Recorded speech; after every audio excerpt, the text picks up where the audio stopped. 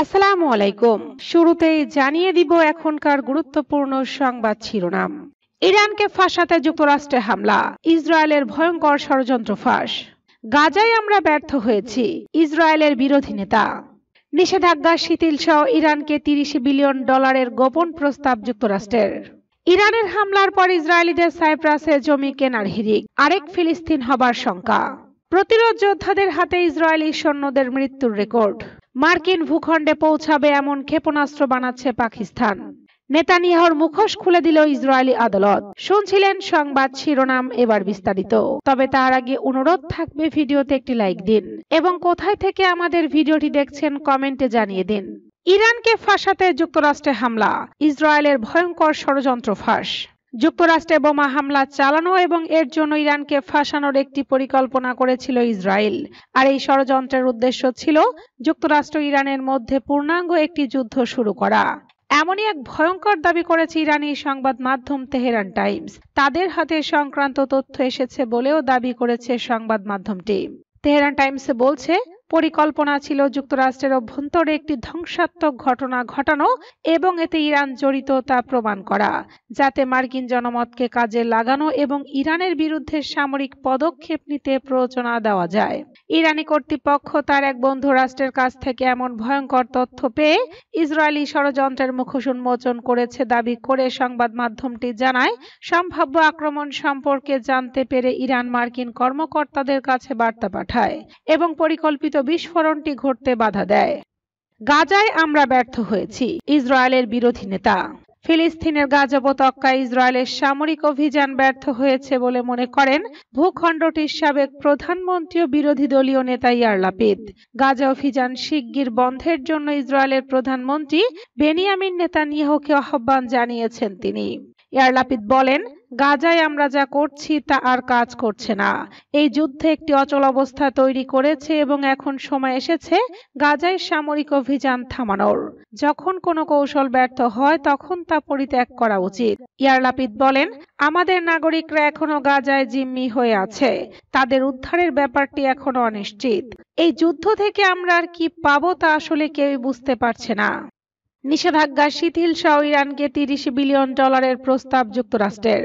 আবারও আলোচনার টেবিলে ফিরিয়ে আনার প্রচেষ্টার অংশ হিসেবে ইরানকে একটি বেসামরিক পারমাণবিক কর্মসূচি গড়ে তুলতে $30 বিলিয়ন পর্যন্ত অর্থ সহায়তা দেওয়া, নিষেধাজ্ঞা শিথিল করা এবং বিদেশি ব্যাংকে আটকে থাকা $বিলিয়ন তহবিল মুক্ত করার বিষয়টি বিবেচনা করেছে ট্রাম্প প্রশাসন। ট্রাম্প প্রশাসনের কর্মকর্তারা একাধিক প্রস্তাব নিয়ে আলোচনা করেছেন, যেগুলোর বেশিরভাগই প্রাথমিক পর্যায়ে এবং পরিবর্তনশীল। তবে একটি বিষয়ে অবস্থান ছিল অটল, আর তা হলো ইরান কোনোভাবে ইউরেনিয়াম সমৃদ্ধ করতে পারবে না। যদিও ইরান বরাবরই বলছে তাদের শান্তিপূর্ণ পারমাণবিক কর্মসূচির জন্য এটি প্রয়োজন। দুটি সূত্র জানায়, অন্তত একটি খসড়া প্রস্তাবে ইরানের জন্য বেশ কিছু প্রণোদনার কথা উল্লেখ আছে। এর মধ্যে অন্যতম হলো $20 থেকে $30 বিলিয়ন একটি নতুন ইউরেনিয়াম সমৃদ্ধহীন বেসামরিক পারমাণবিক কর্মসূচিতে বিনিয়োগ, যেটি শুধুমাত্র জ্বালানি উৎপাদনের উদ্দেশ্যে ব্যবহৃত হবে। এই প্রস্তাব নিয়ে হোয়াইট হাউসে মার্কিন বিশেষ দূত স্টিভ উইটকফ এবং উপসাগরীয় অংশীদারদের মধ্যে এক গোপন দীর্ঘ বৈঠক হয়েছিল বলে জানিয়েছে দুইটি সূত্র। বৈঠকটি হয়েছিল ইরানে মার্কিন হামলার আগের দিন। একজন কর্মকর্তা জোর দিয়ে বলেন, এই অর্থ মার্কিন যুক্তরাষ্ট্র সরাসরি দেবে না, বরং যুক্তরাষ্ট্র চায় আরব অংশীদাররা এতে অর্থায়ন করুক। এর আগে পারমাণবিক আলোচনার বিভিন্ন পর্যায়ে ইরানের পারমাণবিক শক্তি স্থাপনায় বিনিয়োগ নিয়ে আলোচনা হয়েছে। একজন ট্রাম্প প্রশাসন কর্মকর্তা বলেন, যুক্তরাষ্ট্র এই আলোচনায় নেতৃত্ব দিতে প্রস্তুত। কারো না কারো তো এই কর্মসূচির অর্থায়ন করতে হবে, তবে আমরা সে প্রতিশ্রুতি দিচ্ছি না। এই আলোচনার সঙ্গে সংশ্লিষ্ট এক সূত্র জানায়, অনেক ধরনের প্রস্তাব নিয়ে কথা চলছে এবং অনেকেই সৃজনশীল পথ খুঁজছেন। ইরানের হামলার পর ইসরায়েলিদের সাইপ্রাসে জমি কেনার হিড়িক, আরেক ফিলিস্তিন হবার শঙ্কা। দ্বিতীয় বিশ্বযুদ্ধের সময় ইহুদিদের অন্যতম আশ্রয়স্থল ছিল ইউরোপের ছোট্ট দ্বীপ রাষ্ট্র সাইপ্রাস। হিটলারের নাৎসি বাহিনীর হাত থেকে প্রাণে বাঁচতে সেই সময় লাখো ইহুদি এই দেশে আশ্রয় নেন। সম্প্রতি ইরান ইসরায়েল সংঘাতের সময় ভয়াবহ ক্ষেপণাস্ত্র হামলার ঘটনায় অনেক ইসরায়েলি নাগরিক সাইপ্রাসে পাড়ি জমান। এমনকি শোনা যায় প্রধানমন্ত্রী বেনিয়ামিন নেতানিয়াহু আশ্রয়ের জন্য ওই সময় সাইপ্রাসে গিয়েছিলেন। ফলে দেশটির সঙ্গে ইসরায়েলের সম্পর্ক দীর্ঘদিন ধরেই উষ্ণ ও সহানুভূতিশীল। তবে সাম্প্রতিক সময়ে ইসরায়েলি নাগরিকদের রিয়েল এস্টেট খাতে ক্রমবর্ধমান বিনিয়োগ এবং জমি কেনার প্রবণতা সাইপ্রাসের নতুন করে উদ্বেগ সৃষ্টি করেছে। দেশটির বামপন্থী রাজনৈতিক দল আকেল সতর্ক করে বলেছে, এই প্রবণতা রোধ না করলে একসময় সাইপ্রাসবাসীর হাত থেকে নিজেদের ভূখণ্ডই হাতছাড়া হয়ে যেতে পারে। ইইউভুক্ত দেশ থেকে সাইপ্রাসে ইউরোপীয় নাগরিকদের জমি কেনায় তেমন বাধা না থাকলেও বাইরের দেশগুলোর নাগরিকদের ক্ষেত্রে রয়েছে বিশেষ নিয়ম।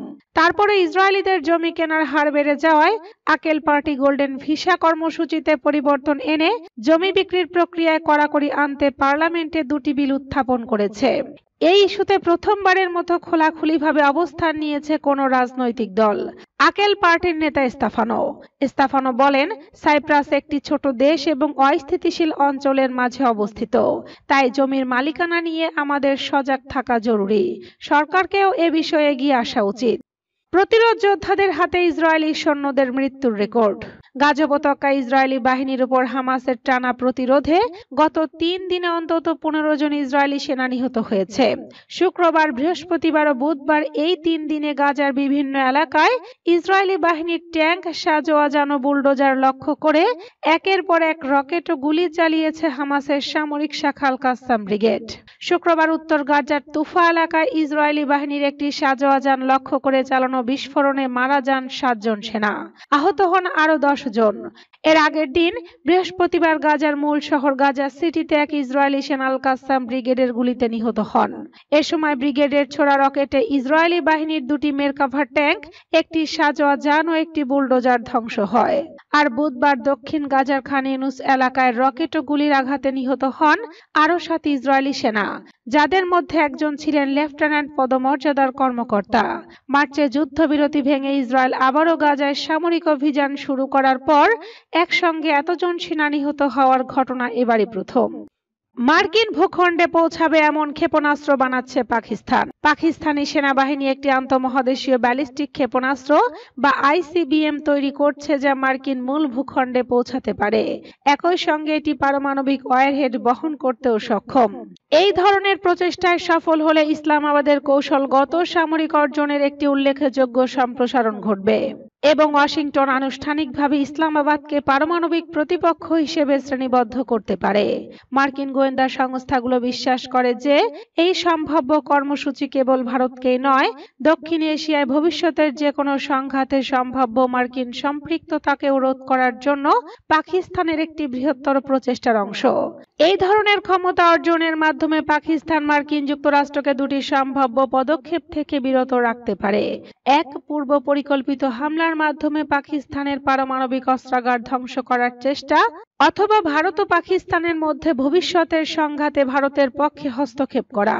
আন্তঃমহাদেশীয় ব্যালিস্টিক ক্ষেপণাস্ত্রের পাল্লা সাধারণত 5500 কিলোমিটারেরও বেশি এবং এগুলো পারমাণবিক বা প্রচলিত ওয়ারহেড দিয়ে সজ্জিত করা যেতে পারে। চীনের সঙ্গে ঘনিষ্ঠ সম্পর্কের কারণে পাকিস্তানের দূরপাল্লার ক্ষেপণাস্ত্র ক্ষমতা অর্জনের প্রচেষ্টা জোরদার হয়েছে। যদিও বেইজিং পাকিস্তানের আইসিবিএম উন্নয়নকে প্রকাশ্যে সমর্থন করেনি, তবুও তারা ধারাবাহিকভাবে ইসলামাবাদকে সামরিক ও অর্থনৈতিক সহায়তা দিয়ে আসছে। নেতানিয়াহুর মুখোশ খুলে দিল ইসরায়েলি আদালত। ইসরায়েলের একটি আদালত দুর্নীতি মামলায় সাক্ষ্য দেওয়ার সময় পিছিয়ে দেওয়ার জন্য প্রধানমন্ত্রী বেনিয়ামিন নেতানিয়াহুর আবেদন খারিজ করে দিয়েছে। বৃহস্পতিবার নেতানিয়াহুর আইনজীবী আদালতে জানান, ইরানের সঙ্গে 12 দিনের যুদ্ধের পর প্রধানমন্ত্রীকে নিরাপত্তাজনিত বিষয়গুলোর উপর মনোযোগ দিতে হচ্ছে, তাই আগামী 2 সপ্তাহের শুনানি থেকে তাকে অব্যাহতি দেওয়া হোক। তবে জেরুজালেম জেলা আদালত অনলাইনে প্রকাশিত এক রায়ে জানায়, বর্তমান আকারে অনুরোধ শুনানি বাতিলের জন্য যথাযথ ভিত্তি বা বিস্তারিত যুক্তি উপস্থাপন করেনি। নেতানিয়াহু শুরু থেকেই সব অভিযোগ অস্বীকার করে আসছেন। তার সমর্থকরা এই দীর্ঘদিন ধরে চলা মামলাকে রাজনৈতিক উদ্দেশ্য প্রণোদিত বলে দাবি করে থাকেন। এই মামলার একটি অংশে নেতানিয়াহু ও তার স্ত্রী সারা নেতানিয়াহুর বিরুদ্ধে বিলিয়নিয়ারদের কাছ থেকে সিগার, গয়না, শ্যাম্পেন সহ প্রায় $2,60,000 বিলাসবহুল উপহার নেওয়ার অভিযোগ রয়েছে, যার বিনিময়ে তারা রাজনৈতিক সুবিধা দিয়েছেন বলে দাবি করা হয়েছে। আরও দুটি মামলায় নেতানিয়াহুর বিরুদ্ধে ইসরায়েলের দুটি সংবাদ মাধ্যমের কাছ থেকে নিজের পক্ষে ইতিবাচক সংবাদ কভারেজ পেতে সুবিধাজনক চুক্তির চেষ্টা করার অভিযোগ আনা হয়েছে।